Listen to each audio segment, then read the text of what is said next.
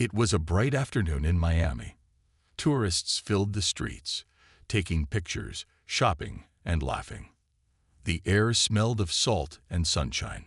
Amara, a black woman in her early 30s, walked into the city's most famous restaurant, the Ocean Pearl. She wore a soft blue dress, gold earrings, and a smile that could light up any room. Amara was not just any tourist. She was a successful businesswoman from Ghana, visiting the U.S. for a short vacation.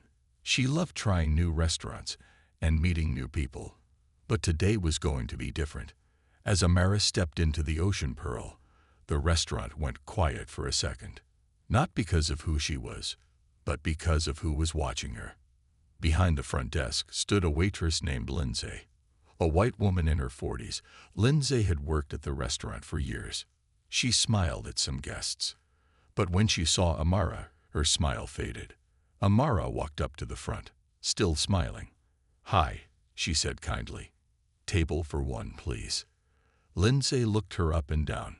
"Are you sure you're in the right place?" she said coldly. Amara kept her cool. "Yes," she replied. "I made a reservation online." Lindsay rolled her eyes but checked the list. The reservation was there.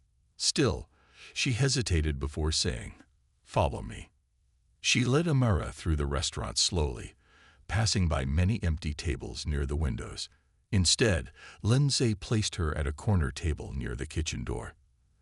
The table was small, shaky, and next to a trash bin. Amara looked around. "Is it possible to sit somewhere else? Maybe by the window?" Lindsay faked a smile. "Sorry, that's all we have. Unless you want to come back some other time." Amara nodded politely and sat down. She didn't want to cause a scene. She was here to relax. As she looked through the menu, she noticed something strange. Every guest around her was being treated kindly. Waiters brought drinks with smiles. Plates arrived quickly. But for her, nothing came. No water. No welcome bread. Not even a second look. Minutes passed. Then more. Amara raised her hand gently. Lindsay passed by and pretended not to see. In the corner, Lindsay whispered something to a coworker. They both looked at Amara and laughed. Amara heard one word clearly. Africa. She stayed calm. But inside, her heart was beating faster. 15 minutes passed. Still, no one took her order. A white couple walked in. They had no reservation. But Lindsay rushed to them, smiling wide, and placed them at a table by the window. Amara had seen enough. She stood up and walked quietly to the front desk. "Excuse me," she said, her voice still polite. "I've been waiting for over 15 minutes, and I haven't been served." Lindsay looked annoyed. "Maybe if you people acted like you belonged, you'd get better service." Amara's eyes widened. "Excuse me." Lindsay leaned forward, angry now. "I said what I said. If you don't like it, you can go back to Africa." The entire restaurant froze. A glass dropped somewhere. A child stopped talking. Even the music felt like it had paused. Amara stood very still. Her hands didn't move. Her voice was calm. She looked Lindsay in the eyes and said just one sentence. "You just made the biggest mistake of your life." And with that, she pulled out her phone. And the story was only beginning. The restaurant was still quiet after Amara's calm but powerful words. Lindsay crossed her arms. "What are you going to do? Post a bad review?" She mocked, still unaware who she was dealing with. Amara didn't answer. She stepped aside, opened her phone, and tapped a number labeled Private Contact. Lindsay laughed to herself. "Typical," she muttered. "They always think they can complain and get free food." But Amara wasn't asking for free food. She was setting something in motion. From a nearby table, an older man in a business suit watched everything closely. He had noticed Amara the moment she walked in, and he wasn't just another guest. His name was Mr. Davis, a senior restaurant critic known for writing about how places treated people of color. He quietly picked up his phone and began typing. Meanwhile, Amara's call ended. She returned to her table and sat down, calm as ever. No shouting, no arguing. Lindsay, still smirking, walked back over. "So, are you leaving or what?" Amara looked up and said, "No, I'll wait." Lindsay scoffed and stormed off. "Suit yourself." But a strange energy filled the room. Other guests had seen what happened. Whispers moved from table to table. Some people looked uncomfortable. Some were angry. Still, Lindsay continued to treat Amara as if she was invisible. Suddenly, the restaurant's phone rang loudly. A junior staff member picked it up. His face turned pale as he nodded. "Yes, sir. She's here. Right now." "Yes. Right away." He put the phone down and rushed toward the kitchen. Moments later, the restaurant's general manager, Mr. Elliott, came running to the front. His face was red, his tie slightly crooked. "Where is she?" he asked loudly. Lindsay looked confused. "Who?" "The woman you just insulted," he snapped. Amara stood up slowly. "I believe that's me." Mr. Elliott rushed to her. "Miss Amara, I am so sorry. I had no idea you'd be coming today." Now Lindsay was truly confused. "What's going on? Why are you apologizing to her?" Mr. Elliott turned around. "Because she is not just a tourist. She is the executive director of Unity Foundation, one of the largest human rights organizations in the world. She's also the keynote speaker for the International Hospitality Summit happening right here in Miami." Lindsay's jaw dropped. "She works with world leaders. She meets U.S. senators. And she just came here to eat lunch in peace," Mr. Elliott added, nearly trembling. The entire staff stared. Guests were now filming. Mr. Davis, the food critic, stood up and walked over to Amara. "I saw the whole thing," he said, "and I'll make sure the whole world hears about it." Amara nodded softly. But she wasn't done. She looked at Mr. Elliott and said, "Let me ask you something. If I wasn't who I am, would anything have changed?" He had no answer. Amara turned to Lindsay. "I didn't come here to expose you, but you exposed yourself." Lindsay's face turned red. She started to stutter. I didn't mean to." Amara raised a hand gently. "It's too late." Then she reached into her purse and pulled out a card. "I'll be speaking tomorrow at the summit. You're welcome to attend. Maybe you'll learn something about respect." With that, she walked toward the door. The crowd parted. Some clapped. Some simply watched, silent and moved. As Amara stepped out into the sunlight, her phone buzzed again. Another call, this time from the mayor's office. She smiled softly and answered. Back inside, Lindsay sat down, speechless. And this was only the second part. The next morning, the restaurant looked the same. White tablecloths, silver cutlery, smiling staff. But behind those smiles was panic. Because something had happened overnight. The video had gone viral. Someone had filmed everything. From Lindsay's rude comment to Amara's calm but powerful response. And by morning, it was all over the internet. Twitter, Instagram, TikTok, YouTube. The video was everywhere. Hashtag Go Back to Africa trended. Not as hate, but as rage against hate. People were furious that a black woman was treated so badly in public. Thousands of comments poured in. She handled it like a queen.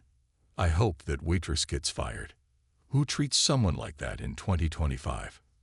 In just a few hours, the restaurant's rating dropped from 4.6 stars to 2.1. Their inbox, flooded with angry emails. The phone, ringing nonstop.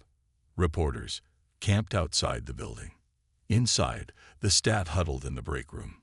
Some were scared. Some were guilty. But one person looked the most worried. Lindsay.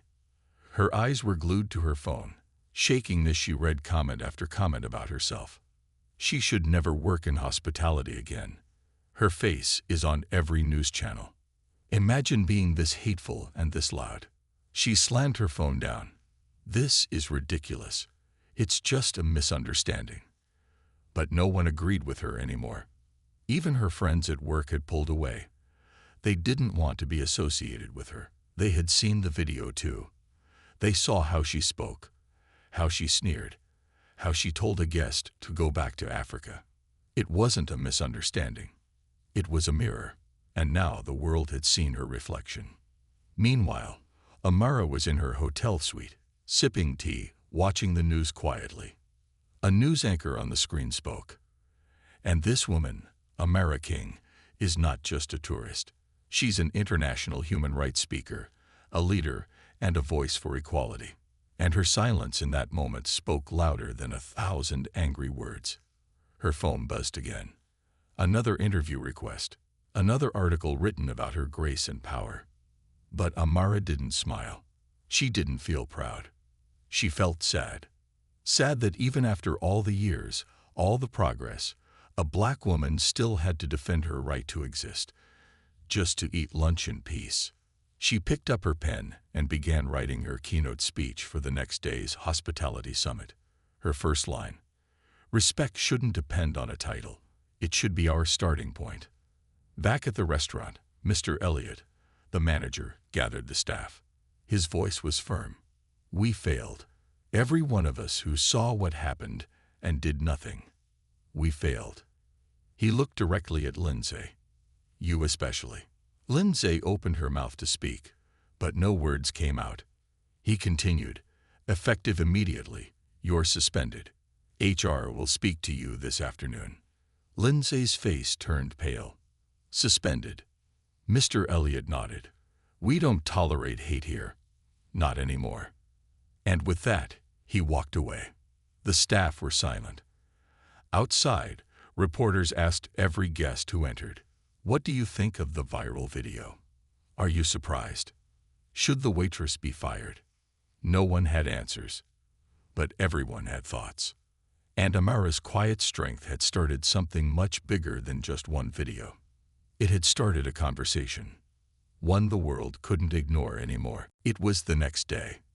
Amara stood backstage at the International Hospitality Summit, an event filled with hotel owners, restaurant managers, chefs, and staff from around the world.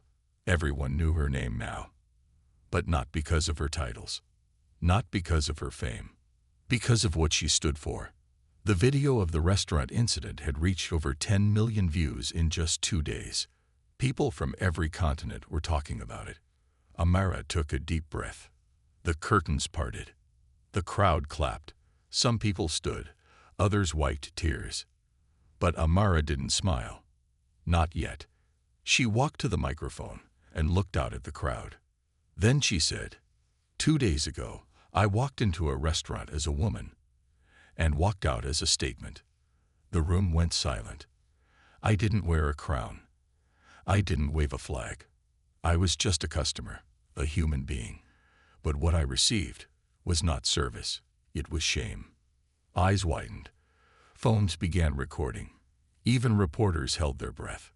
When that waitress looked at me, she didn't see a person. She saw a problem. And when she said, "Go back to Africa," she didn't realize I had already come from a land of strength, culture, and pride. People in the front row nodded. Some had tears. But this isn't just about me. This is about every person who has ever been treated like less, simply for being different. The audience clapped softly. The sound grew louder, stronger. The restaurant may have made a mistake, but now it has a choice. And so do we. What kind of world do we want hospitality to represent? She paused, then said quietly, "Kindness is not a decoration. It's the foundation." A standing ovation erupted. Her voice, calm, clear, and cutting through the noise, had done more than defend herself. She had challenged the entire industry. Meanwhile, back at the restaurant, things were falling apart. Guests were canceling reservations. Food orders were being returned untouched. A protest had even started outside. Signs in hand, voices chanting, "No hate in hospitality." Inside, Lindsay sat in the break room, tears running down her face. She was suspended. No one spoke to her anymore. Her phone buzzed with hateful comments. Her face had become a symbol of everything wrong in customer service. She whispered to herself, "Why did I say that? Why couldn't I just treat her like everyone else?" It was too late now. Mr. Elliot, the manager, called a staff meeting. His voice was serious. "We've embarrassed this business. We've embarrassed ourselves. But now we change." He placed Amara's speech on the table. "We will invite Ms. King back, not just to apologize, but to learn." Some staff looked uncomfortable. Others nodded, finally understanding the weight of what had happened. Back at the summit, Amara was surrounded by people. CEOs, students, employees, all thanking her. One young waitress walked up to her with watery eyes and said, "Thank you for speaking for girls like me." Amara smiled gently for the first time in days. She placed a hand on the girl's shoulder. "No one should ever have to fight for respect, but if we must, we do it with dignity." That night, Amara returned to her hotel room. She opened her laptop and saw thousands of new messages, from strangers, from victims, from people who had experienced the same hate and now felt seen. But one message stood out. It was from Mr. Elliot. Subject: an invitation and a sincere apology. She opened it slowly. "Dear Ms. King, we were wrong. I was wrong. We failed to protect our guest. We humiliated you. But if you're willing, I'd like to invite you back, not to dine, but to teach us. Our doors are open to your voice. Please help us do better. Elliot Harris, General Manager." It was a quiet afternoon, but not inside Le Blanc, the same luxury restaurant where everything had started. Staff rushed around nervously. Tables were perfectly set. Silverware sparkled. Even the floor had been cleaned twice. The manager, Mr. Elliot, stood by the entrance, checking his watch every few seconds. His hands were shaking. Today, Amara King was coming back. But this time, not as a guest. She was coming as a voice of change. Mr. Elliot had sent her a formal apology and invited her to speak to the entire restaurant team. Chefs, hosts, servers, even the security staff. Every employee had been ordered to attend. Even Lindsay. She sat at the back of the room, wearing her uniform, her head down. Her heart beat fast. She hadn't slept properly in days. The staff gathered in the private dining hall, which now looked more like a classroom than a place for fine meals. Then, the door opened, and there she was. Amara, dressed in white, simple but powerful, her head held high, her eyes calm. She didn't smile. She didn't wave. She walked straight to the center of the room and stood in silence. Everyone stared, some with shame, some with curiosity. Then she spoke. "I never planned to return here, but sometimes life gives you two choices: walk away quietly or walk back with a purpose." The room stayed still. "A few days ago, I was insulted here, in front of strangers. I was told to go back to Africa by someone who didn't know who I was. But it didn't hurt because I'm weak.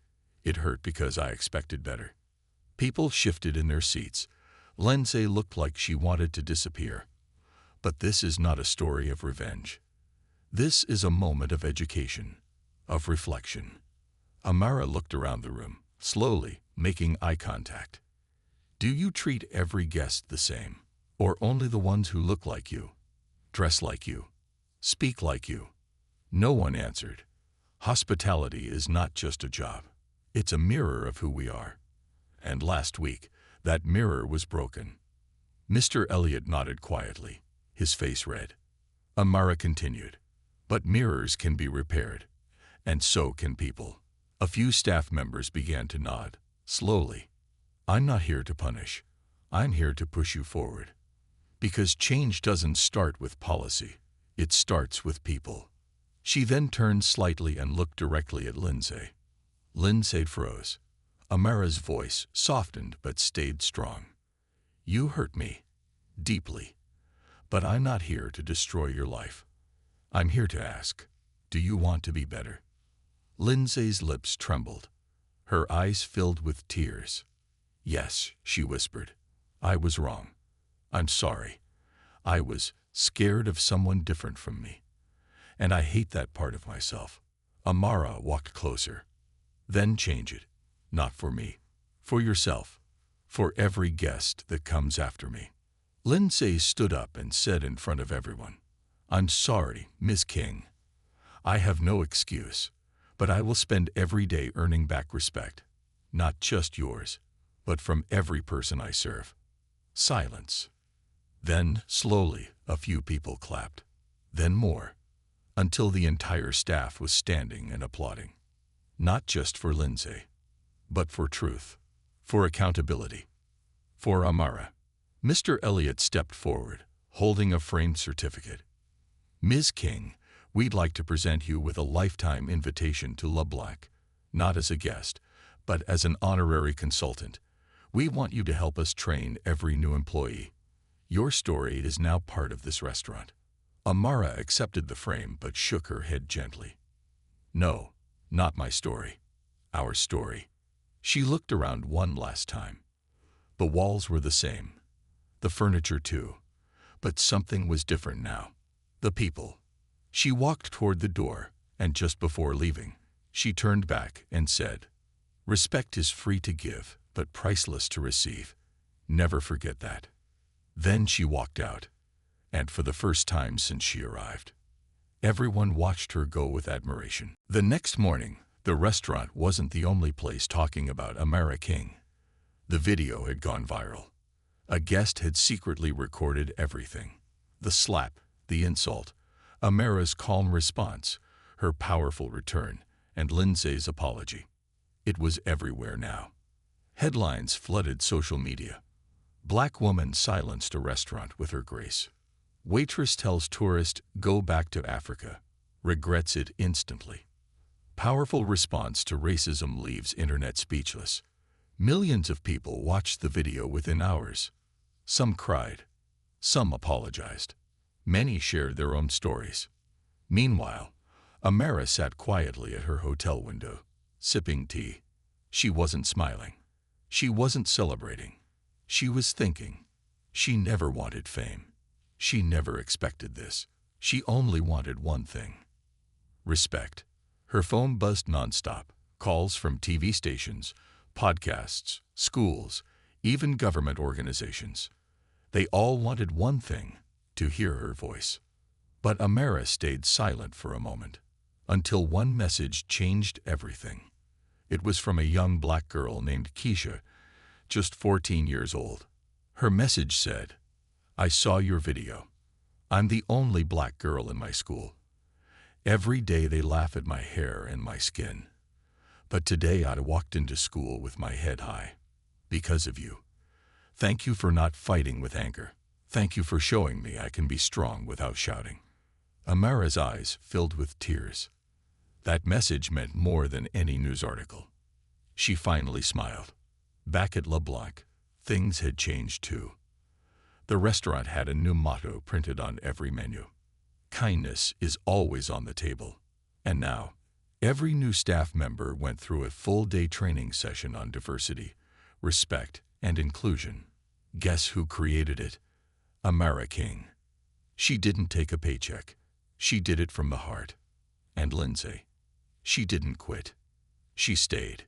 She worked harder than ever before. She volunteered for charity events, learned about cultures, and made sure every guest, no matter their background, felt welcome.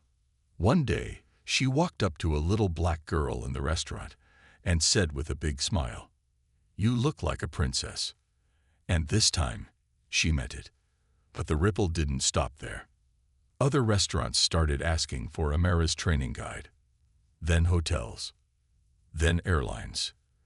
The mayor of the city sent her a letter saying, "You taught us all that silence can be powerful, but standing for what's right is even stronger." Soon, Amara was invited to speak at a global hospitality conference. She stood on stage, looking out at a crowd of thousands, hotel owners, chefs, and business leaders from around the world. She said, Don't wait for the next viral moment to change. Do better now. Because behind every face is a story, and behind every story is a beating heart. The audience gave her a standing ovation. Some even cried. And in that moment, Amara realized something important. Her pain had started a movement. That night, she sat alone on the beach, listening to the waves. She thought of her mother. She remembered the words her mother always told her growing up. You may not be able to change every person, but you can change the world one room at a time. And maybe, just maybe, she already had. A year had passed since the day Amara King walked into that restaurant and faced racism with calm strength. What happened in that room had changed more than just a few people. It had shifted hearts around the world. But Amara, she was still the same woman. Still quiet, still kind, still humble.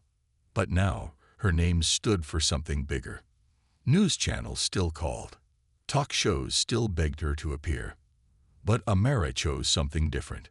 She created a small organization called Table of Respect, a nonprofit that taught kindness and diversity to restaurant workers, hotel staff, and businesses around the country.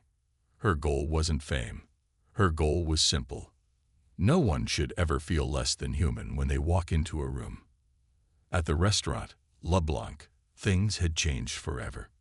It had become known as the most welcoming place in the city. Families from all backgrounds visited. College students came just to meet, the place where change began. Even tourists came in just to sit at Amara's table, the same table where she had been insulted, and stood tall. And what about Lindsay, the waitress who once told her to go back to Africa? She now helped run Amara's organization. She had learned, grown, and changed. She told her story in schools, not as a hero, but as someone who once failed, and chose to do better. If I can change, anyone can, she often said. Then one day, Amara received a letter. It was handwritten, in soft cursive. No return address. Inside it said, Dear Amara, my name is Mia. I'm 8 years old. My daddy said some mean things about people who look like you. But when he saw your video, he cried. He said he was wrong. Now he hugs me every morning and says, no one is better than anyone. We are all people. Thank you for changing my daddy. Amara held the letter to her chest. No award, no camera, no applause could match that moment. One final twist came weeks later. A major TV network announced the Global Peace Awards. They honored people who sparked unity, respect, and peace without violence. The host said, sometimes heroes wear capes. Sometimes they wear suits. But our next honoree wore pain and still chose peace. When they called her name, Amara King, the crowd rose to their feet. She walked to the stage wearing a simple white dress. No fancy jewelry. No speech cards. Just her heart. She looked out at the lights, the cameras, and the people. Then said one sentence. When you give people respect, even when they don't deserve it, you teach the world to be better. That night, the stars looked brighter. Some said it was just the city lights, but others said it was something else. A light sparked by one black woman's courage, one moment at a dinner table, one powerful decision not to fight with fists, but with grace. And from that moment on, in restaurants, schools, airports, hotels, whenever someone was about to judge another person based on how they looked, you could hear someone whisper quietly. 1 year later, the sky was golden, the breeze soft, and the sound of clinking glasses filled the same restaurant where everything had once gone wrong. But this time, everything was different. The restaurant had new owners, new staff, new energy, and sitting at the same corner table was Amara. She wore a flowing blue dress and a soft smile. She wasn't there to prove anything today. She wasn't there to forgive or to fight. She was there to celebrate. Because today, the restaurant was reopening under a new name. Unity Table. and Amara had been invited as the guest of honor. The moment she entered, a soft silence spread across the room. Not because people didn't recognize her, but because they did. Some guests clapped quietly. Others stood up. But Amara raised her hand gently and said, "Please sit. I'm just a guest like all of you." A young black hostess guided her to the table. The staff now wore pins that said, "Respect first." On the wall, in gold lettering, was a quote: "Kindness is strength. Silence is not weakness. Amara King." As dinner was served, a familiar face approached. It was Lindsay, the same waitress who once yelled at Amara in front of the whole restaurant. Now she wore a new uniform, a humble look in her eyes. She gently placed a plate on Amara's table and said, "I know I don't deserve your smile, but I hope I've earned your respect." Amara looked at her, nodded, and replied, "You earned it the day you chose to change." There was no applause, no cameras, just two women who had walked through fire and chose to walk back out, together. After dinner, the new owner, a kind middle-aged man named Mr. Reyes, took the mic. "I want to thank the woman who reminded us that change begins at the table," he said. He turned to Amara. "In honor of your strength, wisdom, and grace, we've created something special." He motioned toward the side of the restaurant. There, behind a soft curtain, was a small library space. Books filled the shelves, all written by Black authors, poets, and thinkers from around the world. Above it, a plaque read, "Amara's Corner, a place to learn, listen, and love." The audience stood in silence. Some had tears in their eyes, because this wasn't just about one insult or one woman. It was about a world choosing better. As Amara stepped outside that night, the stars lit up the sky. A little girl, no older than 10, ran up to her and said, "Miss Amara, one day I want to be brave like you." Amara knelt and smiled. "You already are," she whispered. "Bravery is just choosing kindness when you could choose anger." The girl hugged her and ran back to her parents. Amara stood there quietly. The restaurant glowed behind her. The breeze kissed her cheeks. And deep inside, she knew she hadn't just changed a restaurant.